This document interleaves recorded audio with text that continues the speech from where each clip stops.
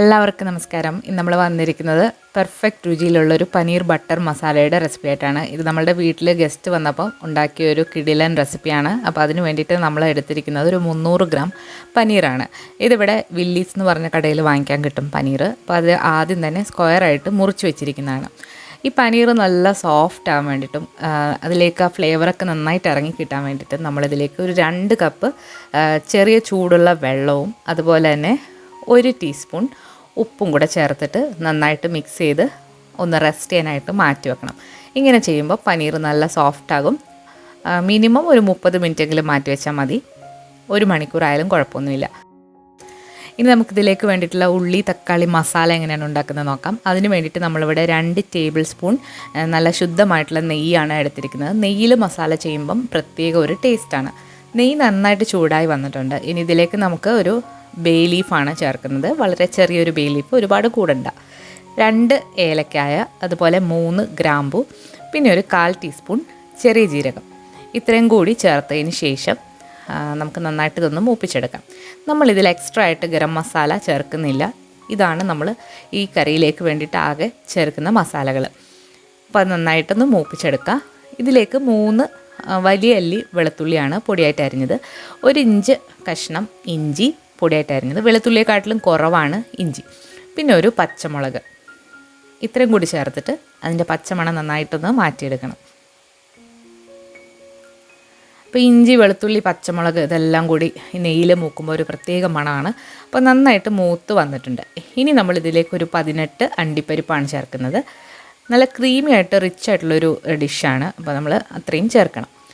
ഇതിലേക്കൊരു മീഡിയം സൈസിലുള്ള 2 സവാള അരിഞ്ഞതാണ്. ഒരുപാട് ഫൈനായിട്ടൊന്നും അരിയണ്ട, കുറച്ച് കട്ടിയിലൊന്ന് അരിഞ്ഞെടുത്തിട്ട് നമുക്കിതിലേക്ക് ചേർക്കാം. കുറച്ച് ഉപ്പും കൂടി ചേർത്തിട്ട് ഈ സവാള നന്നായിട്ട് ഒരു ലൈറ്റ് ഗോൾഡൻ ബ്രൗൺ ആകുന്ന വരെ ഒന്ന് വഴറ്റിയെടുക്കണം. അപ്പോൾ നമ്മുടെ സവാളയുടെ നിറമൊക്കെ മാറിയിട്ട് ഒരു ലൈറ്റ് ഗോൾഡൻ ബ്രൗൺ ആയി വന്നിട്ടുണ്ട്.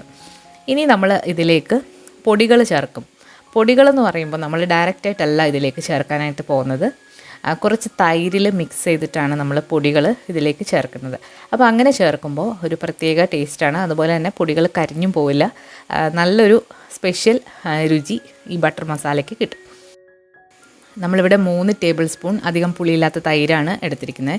ഇതിലേക്കൊരു 1/4 ടീസ്പൂൺ മഞ്ഞൾപ്പൊടി, അതുപോലെ 1 ടീസ്പൂൺ കാശ്മീരി മുളക് പൊടി, 1 ടീസ്പൂൺ മല്ലിപ്പൊടി, ഇത്രയും കൂടെ ചേർത്തിട്ടുണ്ട്. ഇനി ഇതിലേക്ക് നമ്മൾ 3 ചെറിയ ക്യൂബ് ബട്ടർ, ഉപ്പുള്ളതോ ഉപ്പില്ലാത്തതോ എടുക്കാം, അതുകൂടി ചേർത്തിട്ട് നന്നായിട്ട് മിക്സ് ചെയ്യുക. എൻ്റെ കയ്യിൽ ലിക്വിഡ് ബട്ടർ ഉണ്ടായിരുന്നു, അപ്പോൾ അതാണ് ഞാനൊരു 3 ടേബിൾ സ്പൂൺ ചേർത്ത് കൊടുത്തിട്ടുണ്ട്.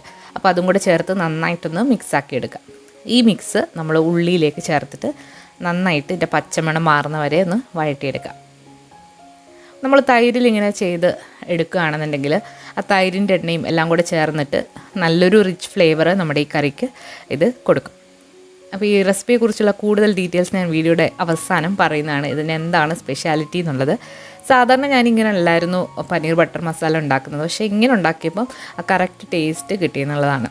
ഇപ്പം നിങ്ങൾക്ക് കാണാം ആ പൊടിയുടെയൊക്കെ പച്ചമണം മാറിയിട്ട് നന്നായിട്ട് ഇത് മൂത്ത് വന്നിട്ടുണ്ട്. ഇനി ഇതിലേക്ക് ഒരു 5 മീഡിയം സൈസിലുള്ള തക്കാളി നീളത്തിൽ അരിഞ്ഞത് ഇതിലേക്ക് ചേർത്തിട്ട് നന്നായിട്ട് വഴറ്റിയെടുക്കണം. ഒരുപാട് പുളിയുള്ളതാണെന്നുണ്ടെങ്കിൽ നിങ്ങൾക്ക് 4 എണ്ണം വരെ ചേർത്താൽ മതി. ഇത് ഞാൻ മീഡിയം പുളിയാണ്, അതുകൊണ്ട് 5 എണ്ണം ചേർത്തിട്ടുണ്ട്. ഈ തക്കാളിയും ഉള്ളിയും എല്ലാം കൂടി നന്നായിട്ട് വെന്ത് വന്നിട്ടുണ്ട്. അപ്പോൾ നന്നായിട്ടൊന്ന് മിക്സാക്കി കൊടുക്കുക. അപ്പോൾ ഇതാണ് നമ്മളുടെ പനീർ ബട്ടർ മസാലയുടെ ഗ്രേവിക്ക് വേണ്ടിയിട്ടുള്ള ഉള്ളിയും തക്കാളിയും. ഇനി എന്താ ചെയ്യുന്നതെന്ന് വെച്ചാൽ ഇത് നന്നായിട്ടൊന്ന് അരച്ചെടുക്കണം.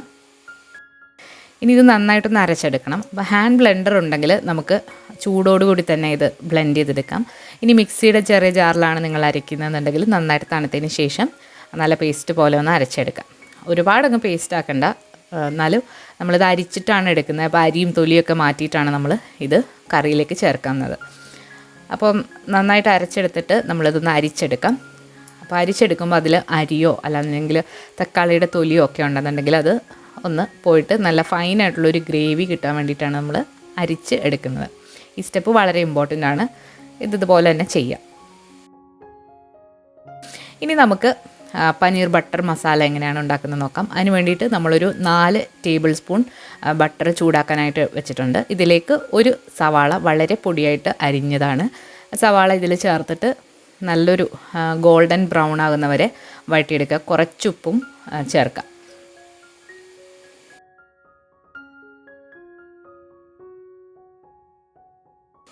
സവാള ഇപ്പോൾ നന്നായിട്ടൊരു ലൈറ്റ് ഗോൾഡൻ ബ്രൗൺ നിറം ആയി വന്നിട്ടുണ്ട്. ഇനി ഇതിലേക്ക് നമുക്ക് ഈ സവാളയ്ക്ക് വേണ്ടിയിട്ട് ആവശ്യമായിട്ടുള്ള കുറച്ച് മഞ്ഞൾപ്പൊടിയും അതുപോലെ തന്നെ ഒരു 1/2 ടീസ്പൂൺ കാശ്മീരി മുളക് പൊടിയും കൂടി ചേർത്തിട്ട് അതിൻ്റെ പച്ചമണം നന്നായിട്ടൊന്ന് മാറ്റിയെടുക്കാം.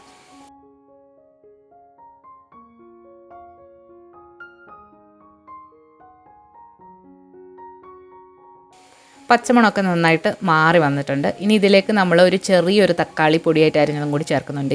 ഈ സ്റ്റെപ്പ് ഓപ്ഷണലാണ്. പക്ഷേ ഇങ്ങനെ ചേർക്കുമ്പം ഒരു പനീർ ബട്ടർ മസാലയ്ക്ക് പ്രത്യേക ഒരു ടേസ്റ്റാണ്. ഇങ്ങനെ ഉള്ളി തക്കാളിയും അവസാനം വഴറ്റി നമ്മളിതിലേക്ക് ഗ്രേവി ഒഴിക്കുമ്പോൾ. ഇനി നമ്മൾ അരിച്ചു വെച്ചിരിക്കുന്ന ആ മസാലയുടെ പേസ്റ്റ് ഇതിലേക്ക് ചേർക്കാം. ആവശ്യാനുസരണം വെള്ളം വെക്കാം. നമ്മൾ വെള്ളം കുറച്ച് കൂടുതൽ വെച്ചാൽ നമ്മൾ ഇത് കുറുകി കഴിയുമ്പോഴത്തേക്ക് നന്നായിട്ട് ഗ്രേവി തിക്കാവും. അപ്പോൾ അതനുസരിച്ചിട്ടുള്ള വെള്ളം വെക്കാനായിട്ട് ശ്രദ്ധിക്കാം. ഇനി ഈ സമയത്ത് നമുക്ക് ഉപ്പൊക്കെ നോക്കിയിട്ട് അഡ്ജസ്റ്റ് ചെയ്യാം. ഇനി മറ്റൊരു പ്രധാനപ്പെട്ട ഇൻഗ്രീഡിയൻ്റ് ആണ് കസൂരി മേത്തി. കസൂരി മേത്തി എന്ന് പറയുന്നത് ഉലുവയുടെ ഇല ഉണങ്ങി പൊടിച്ചതാണ്. അത് 1 ടീസ്പൂൺ കയ്യിൽ വെച്ചിട്ട് നന്നായിട്ട് ഒന്ന് പ്രസ് ചെയ്ത് ഇതുപോലെ പൊടിച്ചിട്ട് ഇതിലേക്ക് ചേർക്കാം.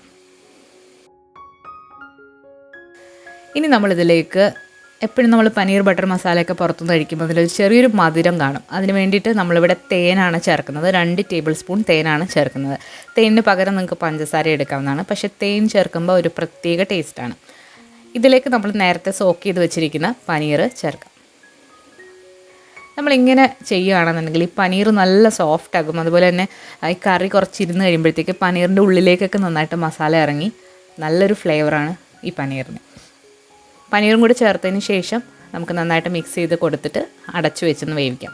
ഇപ്പോൾ ഗ്രേവി കുറച്ച് കൂടുതലുള്ള പോലെ തോന്നുമെങ്കിലും ഇത് കറിയായിട്ട് വരുമ്പോൾ കറക്റ്റ് തിക്നെസ്സിലാണ് വരുന്നത്. ഉപ്പ് നോക്കിയിട്ട് സമയത്തൊന്ന് അഡ്ജസ്റ്റ് ചെയ്ത് കൊടുക്കാൻ മറക്കരുത്. ഇപ്പം നമ്മുടെ പനീറൊക്കെ നന്നായിട്ട് തിളച്ച് വന്നിട്ടുണ്ട്. നമുക്ക് നോക്കുമ്പോൾ കാണാം ആ പനീറൊന്ന് വലുതായി വന്നിട്ടുണ്ട്.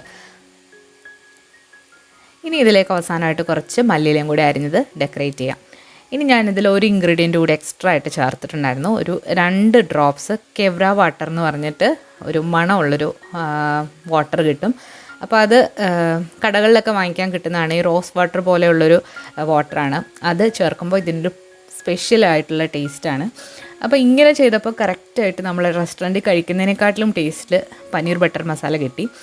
നമ്മൾ സൗത്ത് ഇന്ത്യക്കാരാണ്, അപ്പോൾ നമുക്കറിയില്ലത് കറക്റ്റായിട്ട് എങ്ങനെയാണ് നോർത്ത് ഇന്ത്യൻ റെസിപ്പീസ് നമ്മൾ ചെയ്താൽ ആ കറക്റ്റ് ടേസ്റ്റ് കിട്ടാറുമില്ല. ഞാൻ ശരിക്കും ഇങ്ങനെയല്ലായിരുന്നു പനീർ ബട്ടർ മസാല തയ്യാറാക്കുന്നത്. പക്ഷേ യൂട്യൂബിൽ നോർത്ത് ഇന്ത്യൻ റെസിപ്പീസ് സെർച്ച് ചെയ്തപ്പോൾ എനിക്ക് ഏറ്റവും ബെസ്റ്റായിട്ട് തോന്നിയ ഒരു റെസിപ്പിയാണിത്. രൺവീർ ബ്രാർ എന്ന് പറഞ്ഞ ഷെഫിൻ്റെ റെസിപ്പിയാണിത്. അപ്പോൾ എല്ലാവരും മസ്റ്റായിട്ടും ട്രൈ ചെയ്ത് നോക്കേണ്ട ഒരു കിടിലൻ റെസിപ്പി തന്നെയാണിത്. ഞാൻ വേറെ എങ്ങും ഈ രീതിയിൽ ട്രൈ ചെയ്ത് നോക്കുന്നത് കണ്ടിട്ടില്ല. ഇതൊരു യുണീക്കായിട്ടുള്ളൊരു രീതിയാണ്. പക്ഷേ ഇതിൻ്റെ എൻഡ് റിസൾട്ട് എന്ന് പറയുന്നത് നല്ല കിടിലൻ ടേസ്റ്റാണ്. നമ്മൾ പുറത്ത് പോയി കഴിക്കുന്നതിനെക്കാട്ടിലും കിടിലൻ ടേസ്റ്റാണ്. അപ്പോൾ ഞാനത് ഗസ്റ്റിൻ്റെ അഭിപ്രായം കൂടെ കണക്കിലെടുത്തുകൊണ്ടാണ് ഇങ്ങനെ പറയുന്നത്. അപ്പോൾ എല്ലാവരും ഒന്ന് ട്രൈ ചെയ്ത് നോക്കുക. കെവ്ര വാട്ടർ കിട്ടുകയാണെന്നുണ്ടെങ്കിൽ 2 ഡ്രോപ്സ് ഇതിൽ ഒഴിക്കുക. അത് ഇതിൻ്റെ രുചി മാറ്റിമറിക്കും. കെവ്ര വാട്ടറിൻ്റെ ലിങ്ക് ഞാൻ ഡിസ്ക്രിപ്ഷൻ ബോക്സിൽ കൊടുക്കാം, അതെങ്ങനെയാണ് എന്നുള്ളത്. അപ്പോൾ ഈ വീഡിയോ നിങ്ങൾക്ക് ഇഷ്ടമായിട്ടുണ്ടെങ്കിൽ ലൈക്ക് ചെയ്യാനും ഷെയർ ചെയ്യാനും അതുപോലെ തന്നെ ട്രൈ ചെയ്ത് നോക്കാനും മറക്കരുത്. പുതിയ റെസിപ്പി വീഡിയോകളുമായിട്ട് നമുക്ക് വീണ്ടും കാണാം. താങ്ക്